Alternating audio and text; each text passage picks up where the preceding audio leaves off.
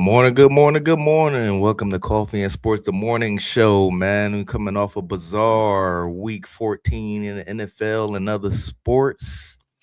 Mo, how was your weekend, big dog? It was an entertaining sports weekend, so I can't say that I was bored. I had lots of sports to watch between college football, pro football, and the NBA. I was good. Speaking of college football, man, how you feel about Bama getting into the college football playoffs? Um, I, I wouldn't have, I wouldn't have selected them. But it's Bama, and maybe it's as easy as this that I guess less people hate Bama than they do Notre Dame. That's what it comes, that's what it comes down to. Is it But that, or is it that Notre Dame is not in a conference pretty much at all, and they can pretty much run what schedule they want to? I guess, but they've always been that way, and they've made it into the national championship picture, into the playoffs. So why should this season be any different from any other season? Because people want to see the tide roll, man. The tide are gonna get rolled. We can agree on that. They're gonna get rolled. Oh man, but it was a good game, man. How did you feel about that Georgia Bama game, man? And they beat the brakes off them. I mean, I don't think it was that good a game. I thought it could have been a worse blowout. They just completely dominated the line of scrimmage. Georgia just looked more physical, faster, just a better football team. Uh, Alabama, the way they play football, especially offensively, they have a small margin for error against a team like Georgia. If you get behind the way that Bama's offense is, it's over. They don't have an explosive offense. And look, for that reason alone, to me, they shouldn't have gotten a national championship game. They really hadn't played that well. They really hadn't played that well. Look, you'll see it. Because now they're in the playoffs. You'll see it. They're gonna get rolled in the playoffs. You'll see it. The committee can't undo it, but they'll see it live when they get bounced. Who knows, man? You never know, man. On any given Sunday, man. You know what I mean? Anything can happen. I mean, But that's what prayers are for. So I get you. I get you. Indiana took down Ohio State, man. 13-10, man. Low scoring game, but Indiana pulled it out, man. Talk to me about this game, Mo. Man, that Indiana defense is real. There've been a lot of hype about it, but the way they shut down Ohio State, completely dominated them, dominated both sides of the line of scrimmage. Like, I was impressed. I thought the Indiana defense was really, really good. I didn't believe that they'd be able to shut down Ohio State the way they did. I'm just blown away at how dominant that Indiana defense is. Is this a concern for Ohio State going into the playoffs? Um, it should be. It should be the ultimate wake up call. Uh, to get dominated that thoroughly. Now, look, now if they played again because the game was so close, it could go either way. But the fact that Indiana's defense is able to literally dominate the line of scrimmage the way it does, like they were playing downhill that defense the entire game, and that was amazing to me. Maybe they just had a Ohio State just had a bad night, man. You know how it goes. They did. They played Indiana. They had a real bad night. Anyway, hey, we got one of our guys, man, who popped in, man. He's going to join us this morning, man. It's a great guy, man. You know, he does the Meaty Boys podcast, man. He does the N1 podcast with Mo every Thursday. Let's welcome in Gardy, man. Gardy, good morning, good brother. How you doing today? I'm doing good. How are you guys today? Pretty Hey, good, man, Brett. we here, man. How was your sports weekend, man? I can ask for a better one. I watched the Packers beat the Bears yesterday. What more can I really ask for? Speaking of, since we are here with the Packers and Bears, man, it was a close one, but the transcendent Caleb Williams cost them the game when they was in scoring range, man. Talk to me about this game, Brett. Terrific back and forth game. Um, Actually, for the most part, I thought Caleb Williams had a great game. He was making a lot of guys miss. He was navigating the pocket very well, and the Packers really couldn't bring him down. He was tough. the Bears are tough. So I give him all the credit in the world for that. Jordan Love, it worked out perfectly. Jordan Love got his mistake out of the way early with a really bad pick. Caleb Williams got his, unfortunately for him, at the worst time possible. I see a lot of people criticizing like the play design, saying, "Oh, he should have thrown to DJ Moore on that last play." I disagree. You're at one, you'd be asking Caleb to throw across his body on the run with momentum going that way, and you're trying to thread the needle through four defenders that are chasing him. And I think that last play, it was a play where Caleb Williams, it was a throw he wanted to have back because Cole Kmet was open if he puts that into the back corner of the end zone. Problem is, he tried to put it right on him and he threw it a little too late, so it gave Nixon time to recover. So overall, just a great back and forth game, and I'm definitely looking forward to the rematch in 2 weeks. Mo, Packers, Bears. Look, a really good football game. I thought Chicago really impressed me with the way they answered and responded in the second half. It wasn't really Caleb. Caleb was impressive because of his ability to extend plays and use his legs. He's much better on the move than he is in the pocket. But the strength of the Bears is still their run game. They ran the football well. It isn't the run game playing off of Caleb, it's Caleb playing off the run game. Their run game came alive in the second half and it put them back in the game. I thought Caleb Williams played really well and played a clean football game, obviously, until the very end, but that was a no-win situation for him. That was going to be a touchdown or that was going to be an interception. There wasn't going to be an in-between. And I don't have a problem with the play call. Brett's right. If he throws that to the corner of the end zone, that's probably a touchdown. He just chose to try to put it on the money, and that was a mistake, and he'll learn from that. But it's the kind of game that would I watch it again? Absolutely. I want to see these two teams get after it again. There's a chance these two teams end up playing each other 3 times this season, and I'll sign up for that too. Brett, you want the Bears 3 times this season, man? Hey, if we ever beat the Bears 3 times this season, so be it. I'll take it. But Mo, Kansas City streak of 9 straight AFC West titles is now over. The AFC West will have a new division leaders for the first time since 2015, man. Texans defense shut down the Chiefs, man, getting 3 picks off Mahomes as they win 20-10, man. Talk to me about this game, man, and the Chiefs for the remainder of the season. What you had was a great defensive battle, best defense in football. The Texans, that it's real simple for the Texans.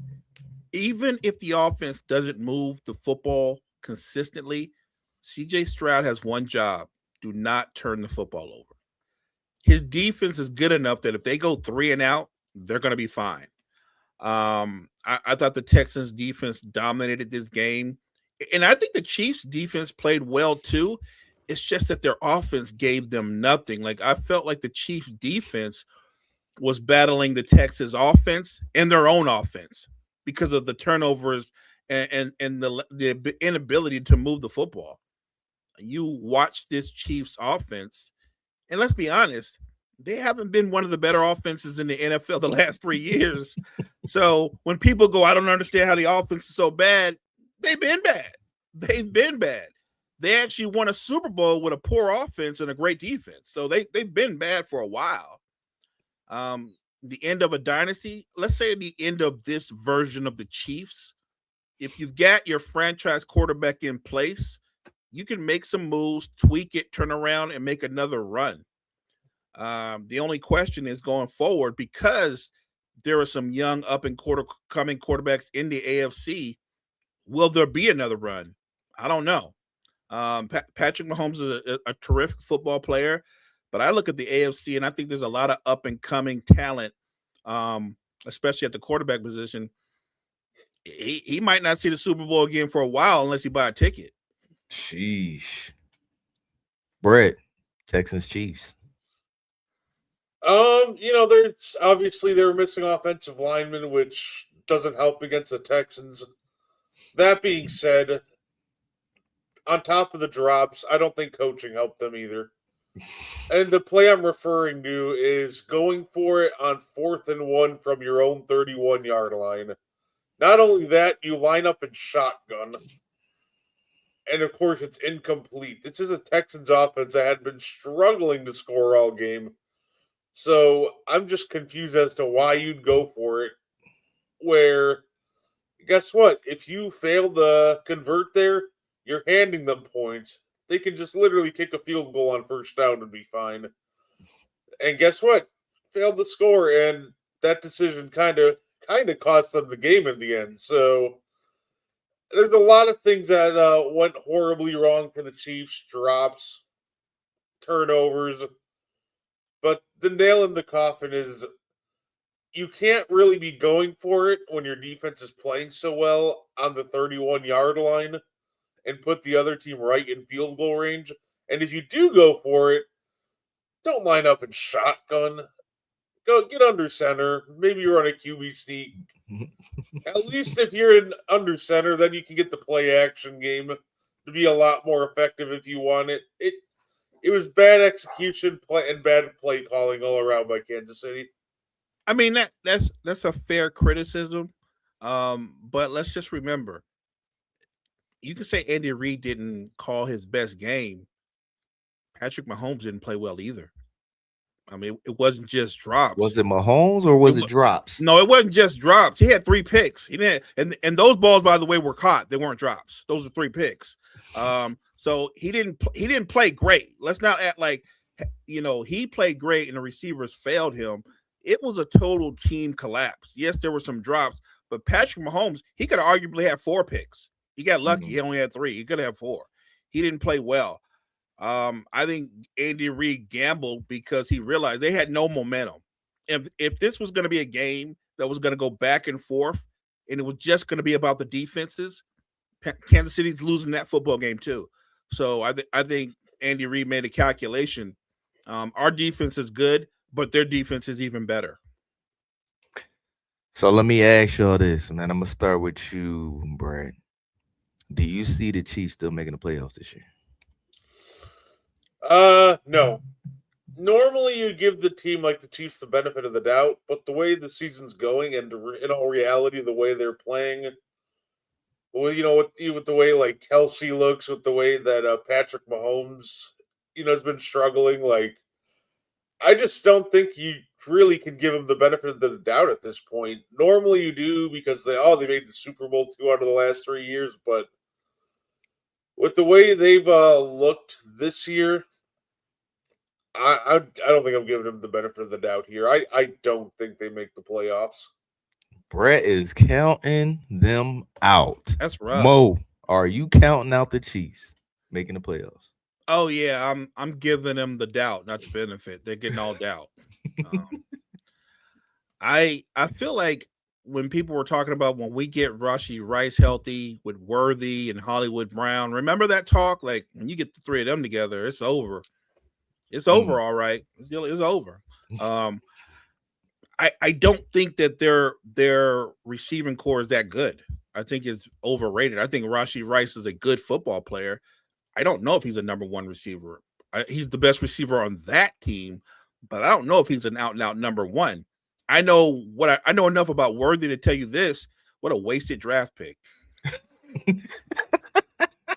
What a wasted draft pick. He's not that bad, man. Dude, he can do one thing good. He can run really, really fast, but he has no route tree. And if you put a hand on him, you completely disrupt him. Like Worthy is just a dude. And then their offensive line woes, which by the way, they've had them for the last couple of years. It's what happens is with a team like the Chiefs, when you've won as much, Father Time does catch up. Mahomes is a little bit older. Kelsey's at the end of his career. They're gonna have to make some tough decisions to flip things around and rebuild around Patrick Mahomes. I just don't know how easy that's going to be in the AFC. It takes me back to that video, man, when we talked about the beginning of the season, man, with I think it was the top 10 offenses heading in, and the Chiefs was at 10. And remember what I said then? Remember what I said then? How in the hell are they number 10? No, you and Will was like, oh man, if they had all their pieces, I mean, and wide receivers, well, they'll be higher than 10. And he was like, Right. Will, what, Right. 9? That's Right. right. Right. Right. Right. I remember somebody said, like, well, when they get Pacheco healthy, I was like, what's that going to take them up to? 9, 8? Like, come on, man.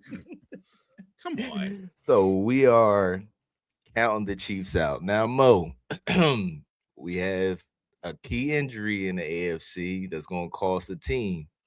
And you still don't see the Chiefs coming out of making the playoffs at least. But let's talk about Danny Dimes, aka Indiana Jones, whatever y'all want to call him. He's out for the season with a torn Achilles, man. The Colts was rolling this year. They could have possibly made a run the way the AFC's turning out. But they just took an L to the Jaguars and they lost Danny Dimes 36-19. After this injury, Mo, is the Colts' magical season gone?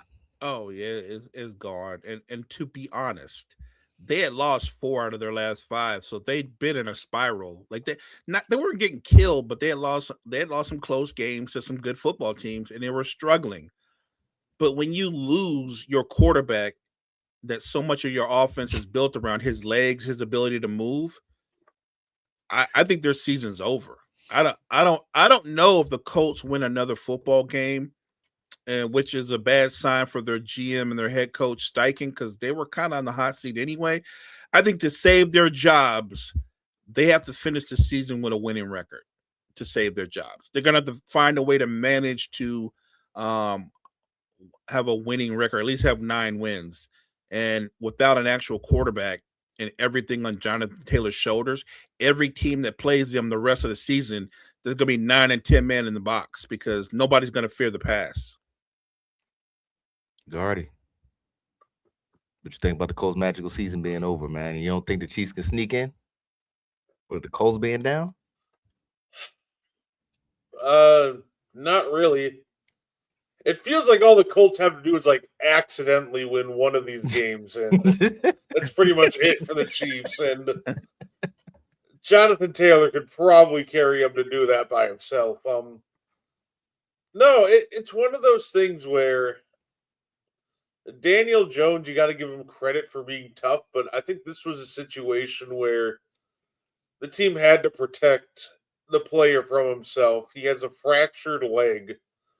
You can't let him go out there and play with a fractured leg. Agreed. Because what happens? Okay, now you have to overcompensate with the other leg. And no, now you have a fractured leg and the Achilles pop because now you're overcompensating for the fracture.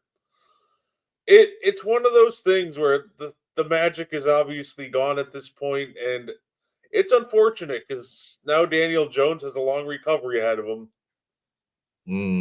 Oh, by the way, to what Cottrell put out there, here's the problem with the discount. We all know a big part of what makes Daniel Jones are his legs or his wheels. He had a significant injury a year or so ago. Now he's coming off another one. He's getting ready to come off a long recovery. I don't know if you offer Daniel Jones a multi-year contract coming off of the injury he's going to come off of, because you see what week we're in. Daniel Jones isn't going to be healthy enough to start next season. And even if he is he going to be the same Daniel Jones? I think the Colts are in flux suddenly. Like, one minute you're like, Daniel Jones could be our long-term guy, but now there's more questions than answers. I don't think it's a lock that Daniel Jones is their quarterback next year. So if you the Colts, are you re-signing Danny Dimes or are you letting him go, Mo? So I think you re-sign him, but I don't think I'm not trying to give him like a monster deal. And people can call it lowballing or whatever, but I'm gonna try to re-sign him, but I'm also going to try to explore other options. I mean, as of next year, you got to explore another option. I'm just saying, right? Anthony Richardson, he coming back? No, you need to explore another option.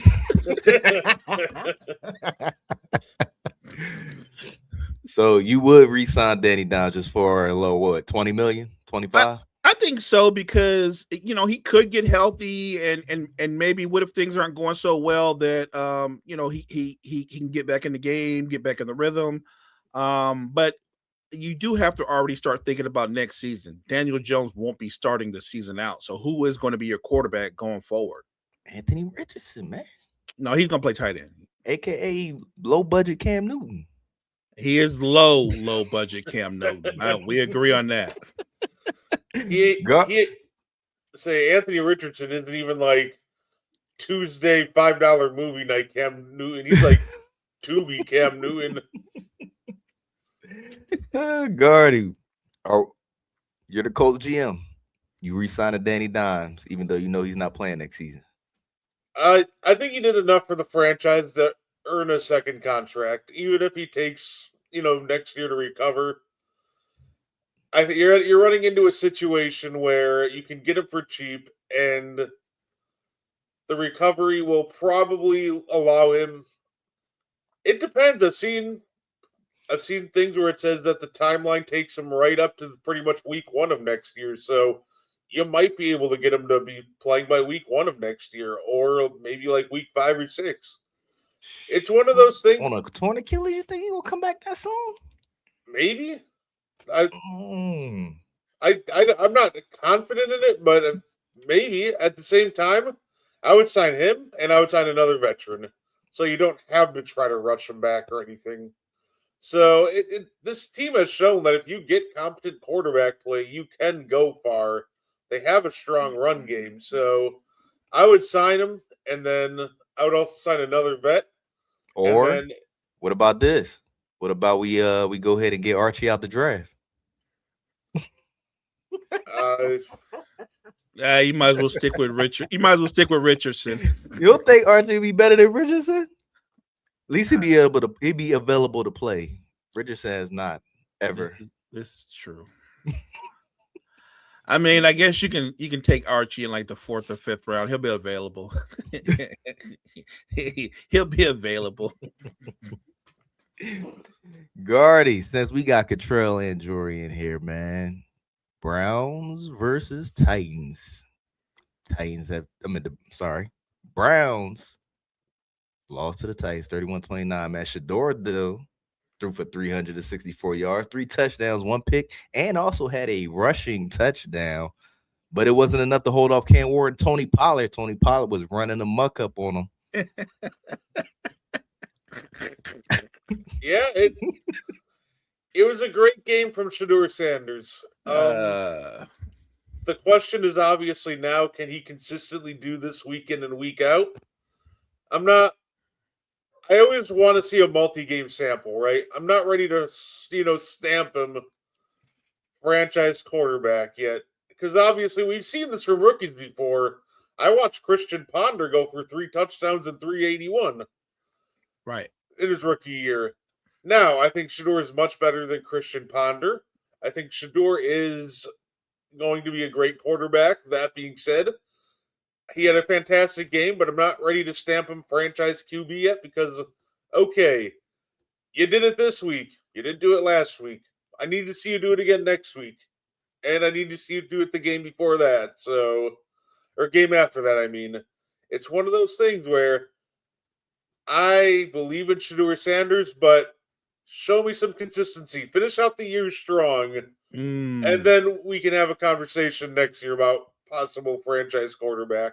I kind of love what Cottrell said out there. He said, looked better than the number 1 pick, which as I watched the game, I found it interesting because I've seen Shador not too long ago have a game like Cam Ward had yesterday. I've watched a lot of Tennessee Titan games. I think Cam Ward pretty much has that same game every week. I guess the question I'm asking is Cam Ward better than Shador Sanders? Because I don't know that. I don't know that he's better than him. I don't know that. No, I'm not. I'm being real. I'm being real. I don't know that he's better than that. Like the advantage that he had was he had a 1,000-yard back. He had Tony Pollard to hand the ball off to, and Shador Sanders had some dude named Judkins who he outrushed. So if Tony Pollard doesn't rush for 160 yards, I'm just saying, it's funny how they go, Cam Ward and Tony Pollard led the way. Like, no, Tony Pollard led the way. The most important thing Cam Ward did was turn around and hand the football off. I don't know how good Cam Ward is. I don't. And I'm not joking. I honestly don't know. The same way I don't know how good Shador is when Brett says you look sloppy a couple of games ago and then you look great yesterday. That's fair.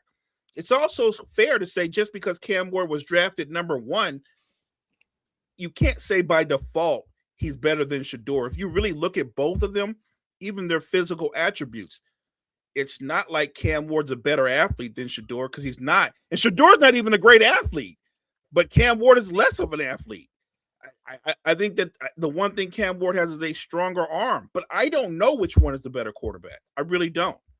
But Cleveland's fairly stupid as a franchise, so my guess is they'll get rid of Shador and bring back Watson. Why not? That seems like something Cleveland would do.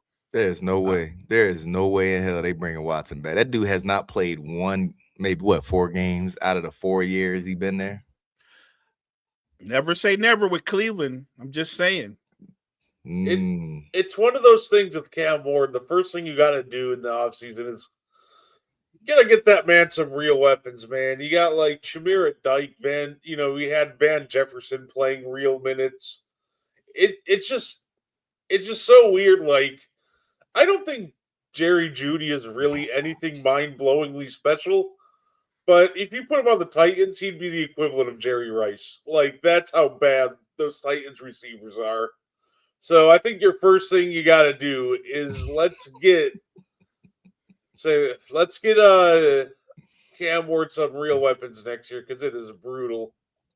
Yeah, I think that's what it is. Cam Ward, Shador and Cam Ward was they respected each other, and they also had videos of them talking trash to each other during draft combine and all that series. So of course I knew Shador was going to get up for this game because they have a mutual respect for each other, and they both should have been in the first round taken, but Shador got shafted. But I already knew Shador was going to play this game because he wanted to outshine Cam.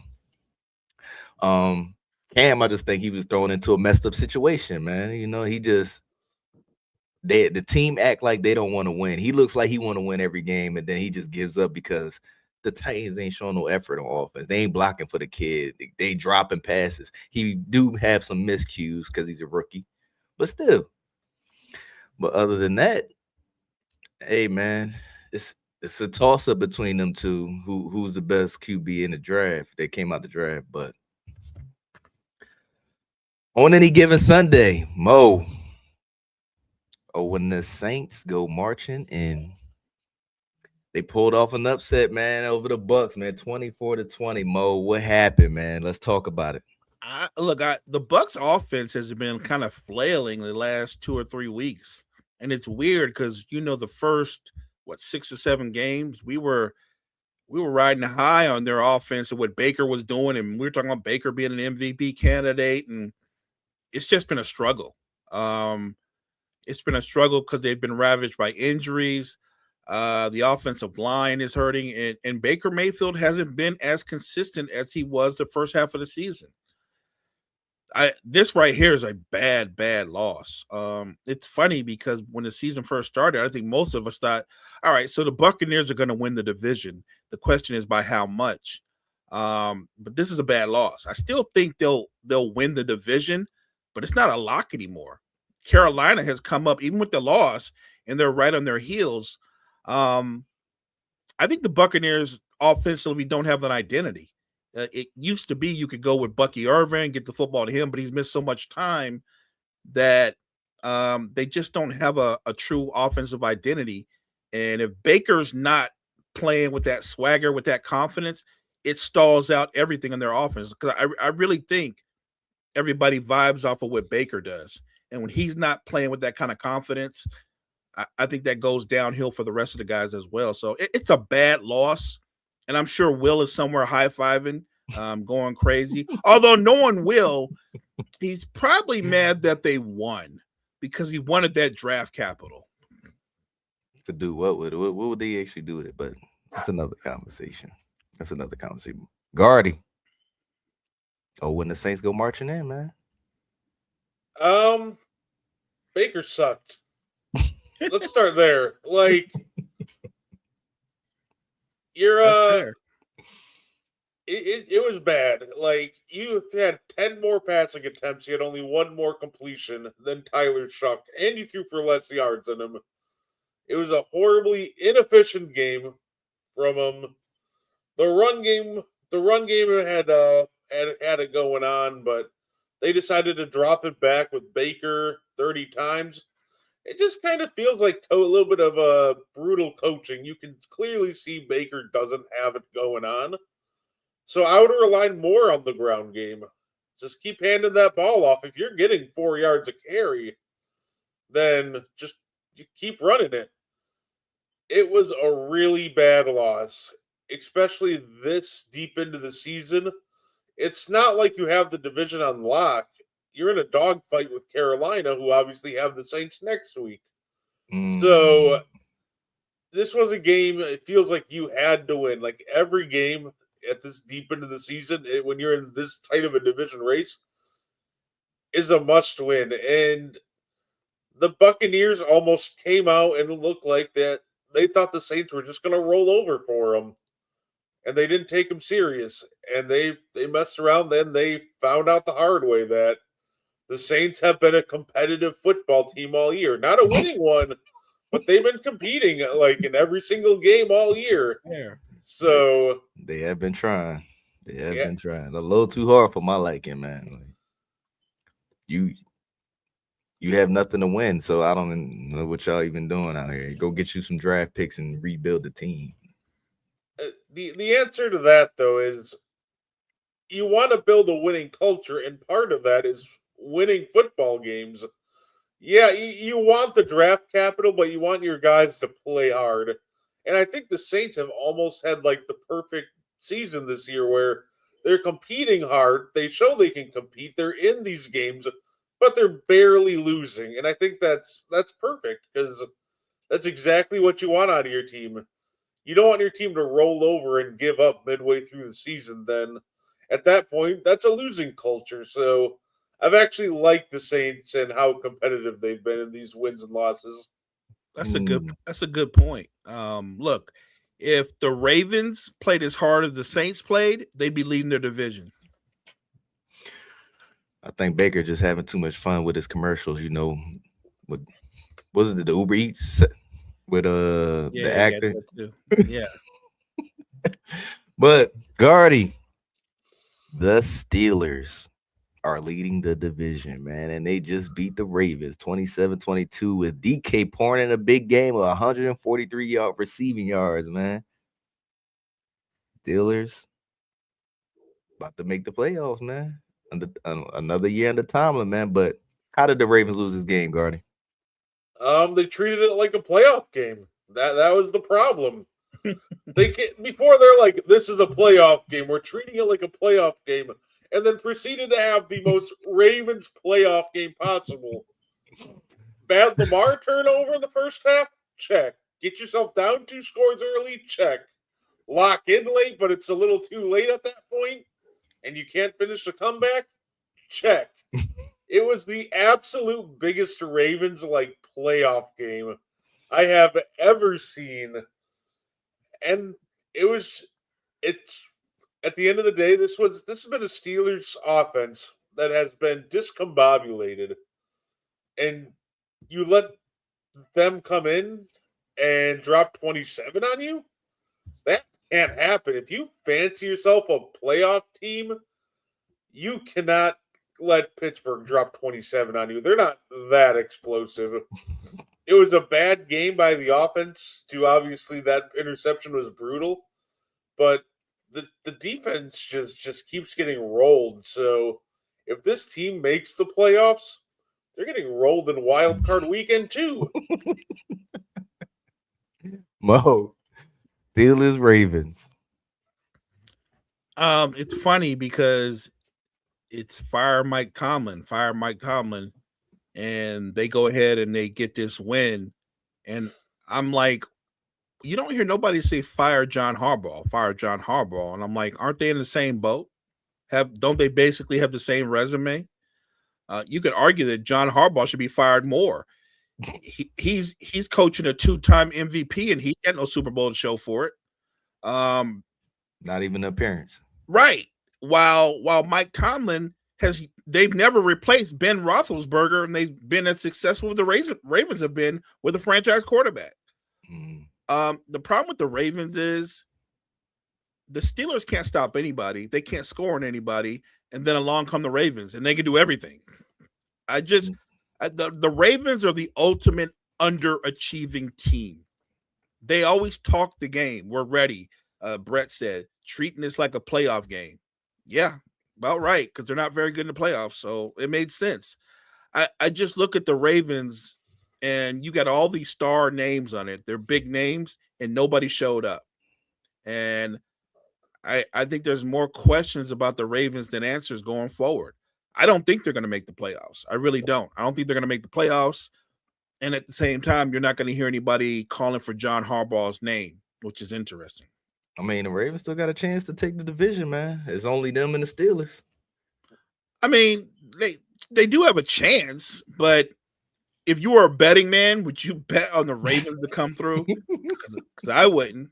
And let's be honest, Lamar has been a monster over the last 4 or 5 years, but this particular season, even though he's been out, when he's been in, he has been an absolute turnover machine. Like, their defense isn't great, but how good can you be if your offense always puts you behind the count when they're constantly turning the football over? That's a problem. So if it's not Derrick Henry fumbling, it's Lamar fumbling or Lamar throwing picks. Like, their offense is killing whatever their defense does. What you think happened to this offense and why they took a major step back from last year? It feels like a lot of it has to do with their line is a mess. Like, the interior of the line is just not great. And now all of a sudden you have Lamar dealing with injuries. This is normally a line where you can have Lamar overcome quite a bit, even if it's not great, because he can move, he can run, he can get outside the pocket, make things happen. But it feels like, to an extent now, that he's banged up and hurt and hampered, that a lot of that out of structure just isn't happening. I think he did a little better with that, against the Steelers, and, we'll probably see more of it going forward, but it feels like it's just coming back to injuries to Lamar Jackson. Like I said, this is a guy that, no matter who you put at offensive line, has always been able to run around and improv and make things work, but when your star franchise quarterback is dealing with a leg injury, well, it becomes a lot harder at that point. And now offense is a lot harder. I think that's a fair point by Brett, especially about Lamar Jackson's injury, because when you watch Lamar play the last few weeks, you can tell when he's trying to run, he can't cut. Everything's a straight line run because he can't cut because of the injury. He's not really playing like Lamar Jackson, where his ability to make people miss is on display. He can't. He's a straight line runner right now. And honestly, if I were the Ravens, I'd be considering sitting him for the season, because I think you're running the risk of him having a major injury, a la Daniel Jones, playing while you're injured when you shouldn't be out there. I would seriously consider sitting Lamar Jackson for the rest of the season. Jeez, you still got a chance to make the playoffs, Mo.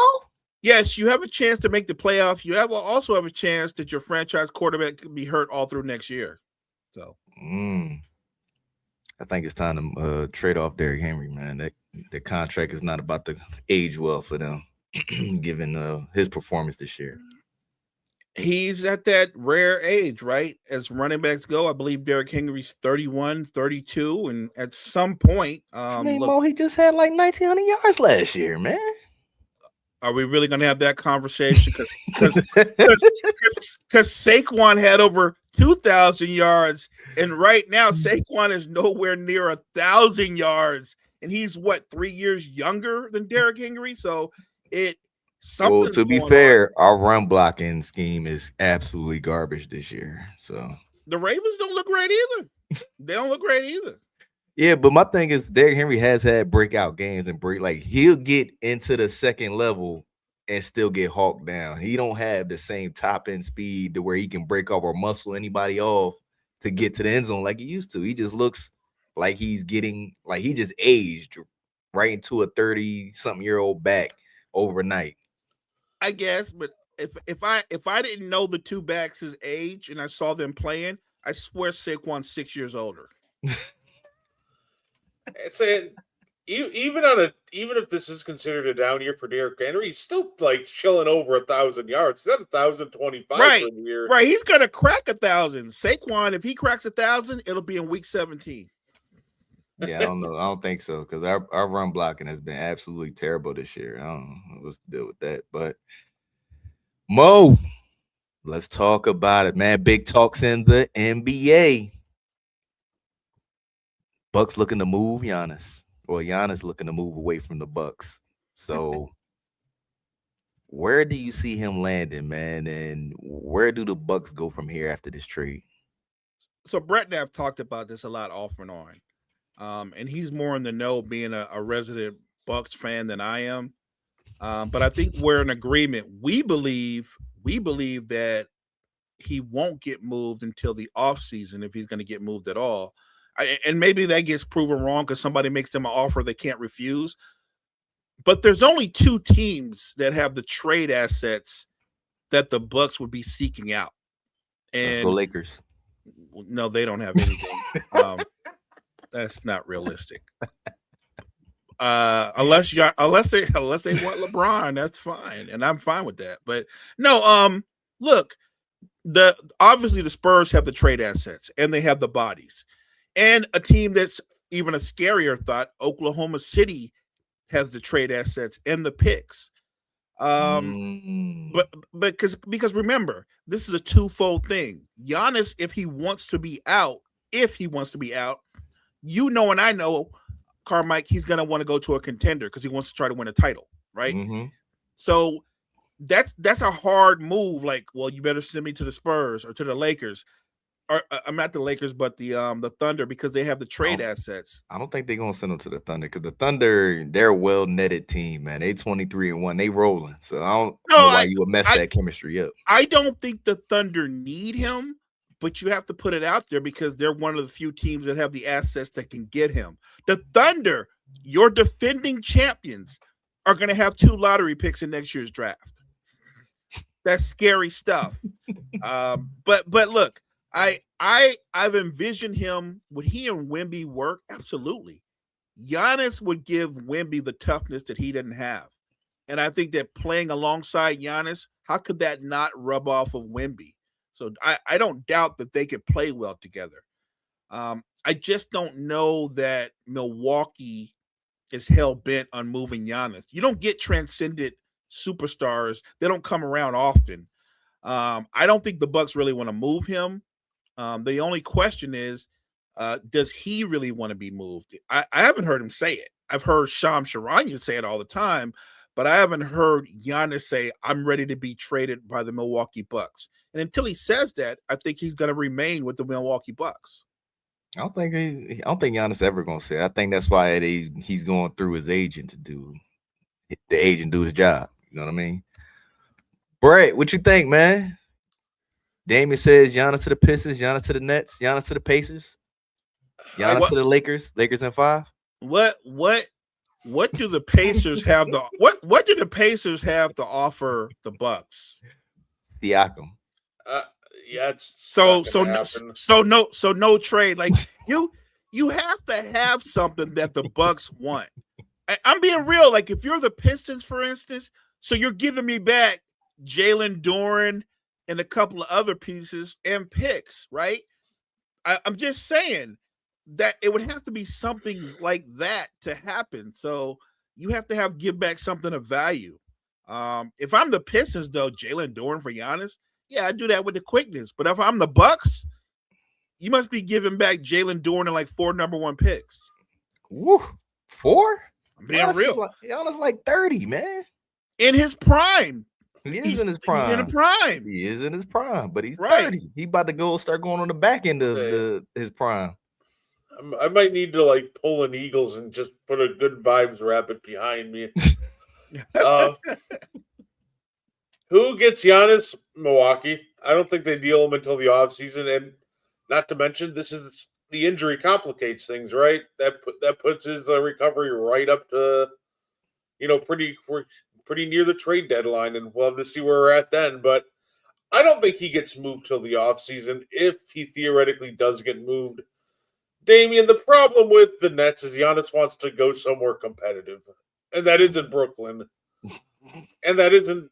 I don't think Indiana's looking to trade for him because I don't think they have anything Milwaukee wants, even if they did want him.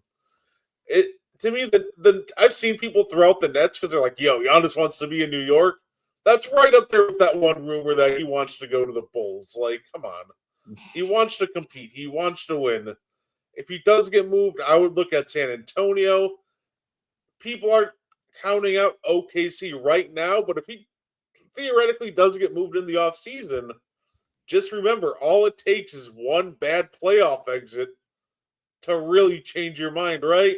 That's a great point. The Warriors weren't really thought of for Kevin Durant, and then they lost in the finals, and then things changed, right? So I don't think any theoretical trade happens until the offseason, and a lot of things can change since then. But if I had to pick a favorite, if Giannis does leave Milwaukee, it's gonna be I think it's gonna be the Spurs. I think that's the team that ends up with them. But at the same time, Bucks are gonna be quick to part with them. Superstars don't come around often, and when they do, they aren't choosing to come to Milwaukee. So they're not gonna let Giannis go unless he comes up to the team and goes, "Yeah, I'm out after this year. I'm opting out. So you got to trade me, or I'll play for you next season. Then you're gonna lose me." Right now, Oklahoma City, come on, they're the defending champions. They are looking like world beaters right now. They are off to a monstrous start. But they rolling. Right. But the bottom line is the monster starts irrelevant if you end up not winning the title, right? Like they could go 80-2.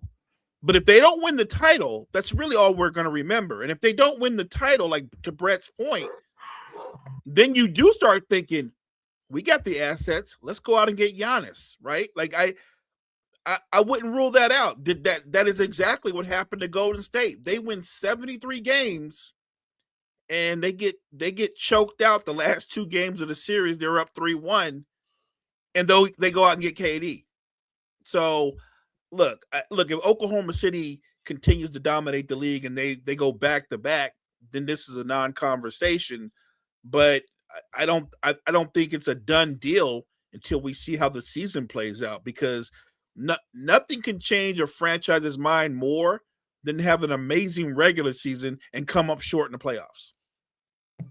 Indeed. But let's talk about it, Mo. Is this the Kings' last true title window, man? The Lakers are 16-6, and the King has emerged in his last game.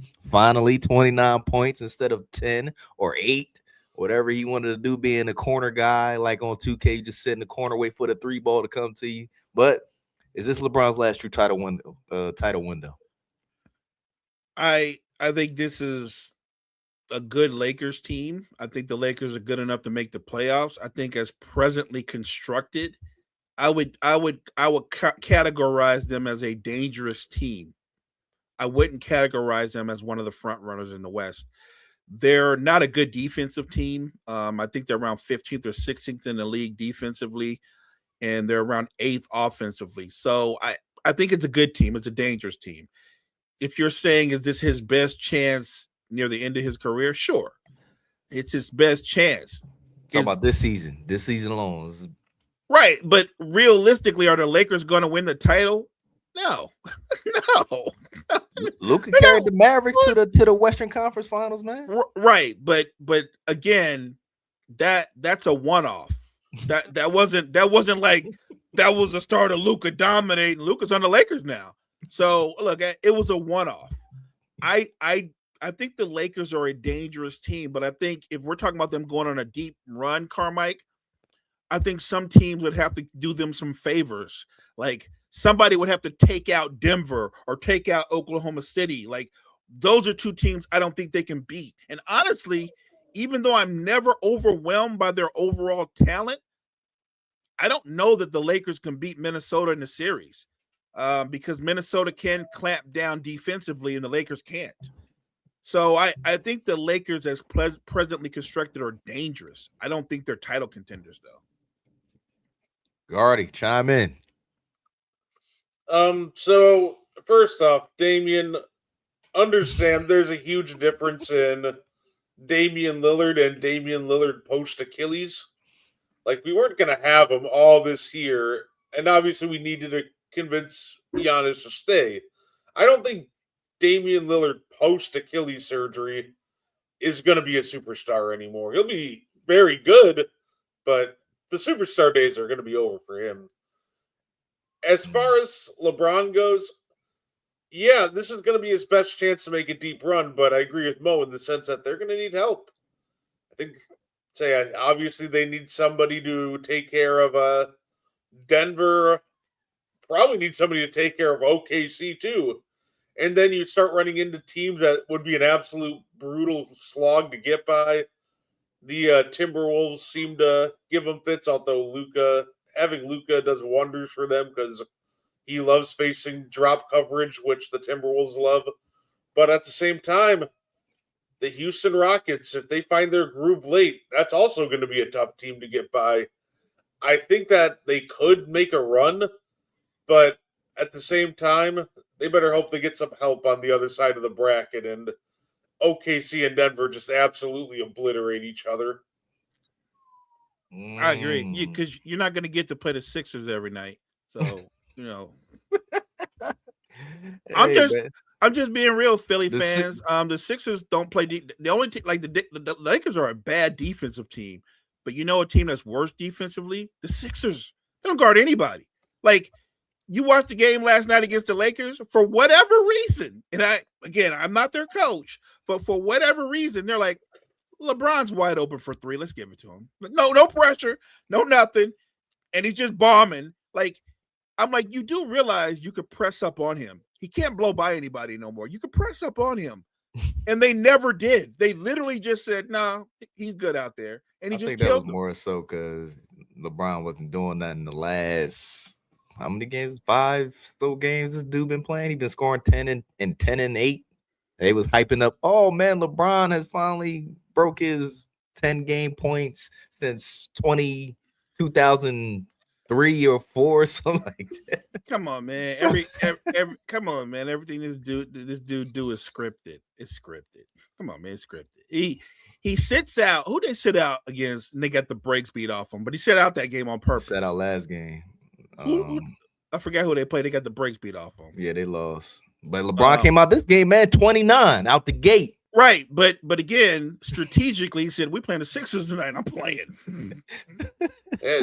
Hey, you know what? He probably snuck off, did one of his Germany trips, and he got everything taken care of. He all good now. He's going back to 30. He said the Germany trips. Oh, what's that thing where they get their blood spun or something like that? I remember Kobe did that stuff. Yeah, maybe. Look, I would, as a Laker fan, I would love it if they went on a deep playoff run. But I look at the West is a bear, and I just don't think the Lakers, when you start playing against the better teams, I don't even know if they could beat the Spurs fully healthy in a series, and that's a young team. Yes, I don't think the Spurs got experience to make it, man. Right, but you know what they have that the Lakers lack? They got young legs. They can run. You know what the Lakers can't do? Absolutely cannot run. Can't run. There's no athleticism. When Luka's walking them down at his speed, man. Yeah, the only problem is there's the other end of the floor where Luka's man is going, I'm gonna get mine too. I'm getting mine too. I know he gonna you're gonna look up in the box score and go, Luka went for 38, 11, and 11. The dude he was guarding went for 30 plus 2 because he ain't guarding nobody. Awesome. That's another thing. Look at the Lakers team on the perimeter. Luka ain't guarding nobody. Austin Reeves ain't guarding nobody. DeAndre Ayton barely knows how to guard anybody. Come on, Mo. You know this game, man. LeBron ain't guarding nobody. It's a game of can you outscore us? That's what we gonna play. You That, got by the way, yes, no, Carmike, I'm glad you said that. That right there is the Lakers' pathway to going on a deep playoff run. That they can make it more of an offensive game, but it has to be at their pace. It can't be at a fast pace. The Lakers want to walk it up and dissect you in a half court offense, which they can do. I agree with you. If it's about just scoring points, they can go on a deep playoff run. But if they get shut down and they can't stop anybody, they're gonna get knocked out in the first round. man. And No Lakers in 5 first round. well, and the thing too is, you brought up that point of where you're going to try to outscore anybody. How many teams in NBA history has that actually worked for in the playoffs? Every team, like even your worst defensive teams, like your, for example, 2023 champion Denver Nuggets, they still had like the 11th or 12th best defense. Like you're not going to go very far without a good defense in the playoffs, and it's all fun and games when it's in the regular season, but as soon as you hit the playoffs, hey, try to outscore us. That just never works well for anybody that tries that. But Brett, let's talk about this real quick, man. Who is your top 3 Eastern Conference contenders right now? Oh my goodness, I love it. So obviously, start out with some of the usual suspects. The Knicks are right in the hunt. Kind of figured they would be. I think they're still in that conversation. I think Detroit's still dangerous. I think Detroit they're pushing teams really hard last year. I think they'll be right in the hunt. And you know what? I think I'll go with the. I'll still stick with my prediction before the year. I'll stick with the Orlando Magic. I think they'll heat up.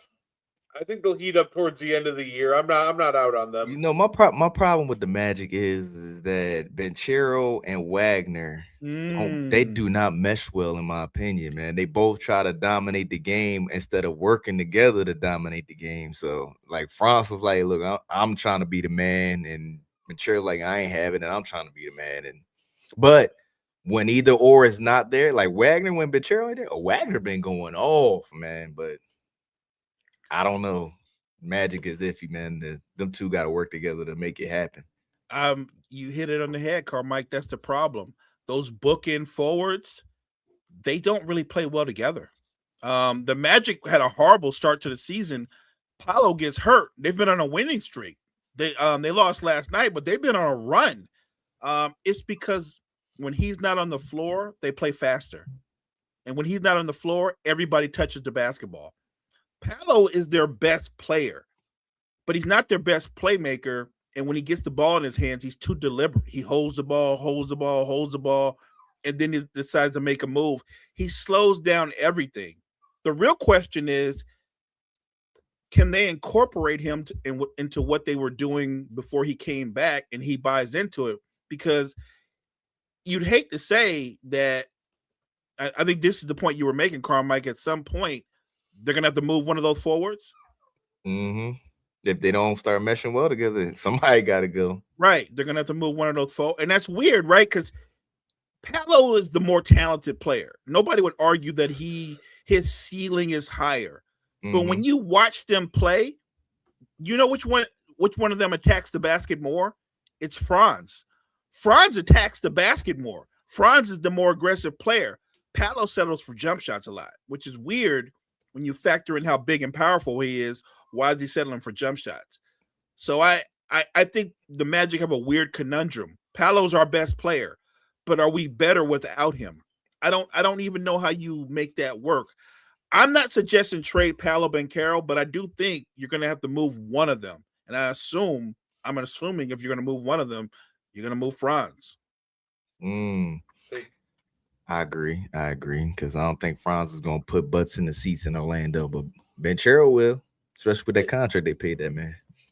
It's one of those things too with Paulo and Franz too. What makes it tough with those two as well, trying to pick one or the other, is Paulo he seems to always like shoot a lower efficiency in the regular season. He settles for these tough jumpers, but it always seems to suit him well in the playoffs because when it comes playoff time, now all of a sudden when the game slows down against set defenses in the half court, it's normally Paulo's the one that elevates his game, come playoff time. So the Magic are a weird team, but you know what? Trust the process.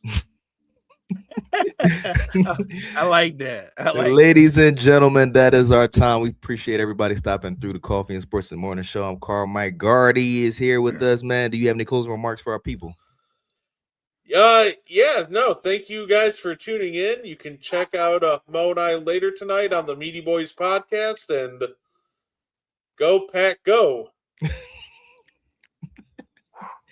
And as always, if you mow better, you do better. Close us out, big dog. Hey, thank you guys for joining us this morning. Make sure you check out all the great content we have at Wire to Wire Network. Wire to Wire Network, we appreciate you guys.